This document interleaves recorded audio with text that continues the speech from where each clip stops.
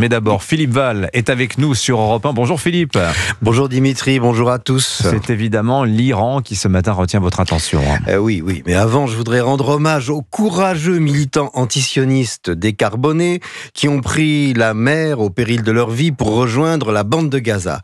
Rima Hassan a fait une grève de la faim de 12 heures. Mélenchon, ému aux larmes, s'est adressé aux jeunes filles de France pour les abjurer de prendre Rima Hassan pour modèle, tel Charles VII avec Jeanne d'Arc. Bon, 12 heures de grève de la faim, est-ce que c'est vraiment une grève, Philippe ? Disons qu'elle a arrêté de grignoter entre les repas, ce qui est courageux, certes, mais pas totalement héroïque. Et puis voilà qu'Israël bombarde les sites nucléaires iraniens. Alors merci les troubles faits. On était en pleine euphorie de la manif pour le retour d'une Rima Hassan amaigrie mais radieuse, que patatras, Israël bombarde l'Iran. Vite, il faut de nouveau condamner Israël. Pourquoi déjà ? Pour le bombardement de l'Iran. Ah oui, parce qu'il arrive qu'on ne sache même plus pourquoi on condamne Israël, tant il est vrai qu'Israël a toujours tort. C'est un principe de base. D'abord, on condamne Israël, ensuite, on cherche les raisons pourquoi Israël a tort.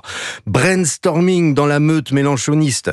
Enfin, ils ont trouvé un argument. Le président de la République et son ministre des Affaires étrangères ont osé dire qu'Israël a le droit de se défendre contre toute attaque. Comment ? A tonné Mélenchon. Quelle honte pour la France !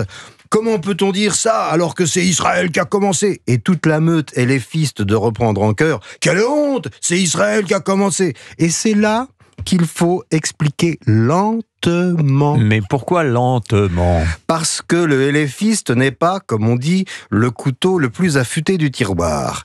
Il vit dans un monde non euclidien. Et 2 et 2 font 5 ou 3, mais 4 jamais, parce que 4, c'est sioniste.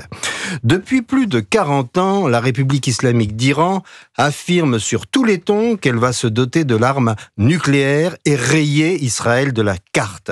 Il serait donc suicidaire pour Israël de ne pas se préparer à une telle éventualité, et cela sans attendre que l'horrible Netanyahou n'arrive au pouvoir, ceci pour répondre aux stratèges de salon, quand même assez grotesques, qui croient que l'Iran n'a été bombardé que parce que Netanyahou veut sauver sa carrière. En janvier 2002, le Conseil de sécurité de l'ONU vote avec les voix de la Russie et de la Chine pour sanctionner l'Iran parce que les mollahs mentent et sont en train, en violation des traités, de mettre au point une bombe atomique destinée à détruire Israël. Bon, en 2002, Benyamin Netanyahou n'était pas au pouvoir. Non, c'était Sharon, celui qui a rendu la bande de Gaza aux Palestiniens.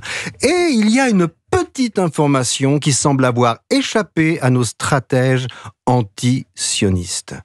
La semaine dernière, le Conseil des gouverneurs de l'Agence de l'énergie atomique, l'AIEA, a voté une résolution condamnant l'Iran. Elle révélait que l'Iran mentait et était sur le point de disposer de l'arme nucléaire. À la suite de quoi, les USA ont dit à leur personnel non essentiel de quitter la région et Israël a bombardé en commettant la faute, selon les mélenchonistes, de ne pas avoir attendu d'être d'abord vitrifié par l'Iran des mollahs.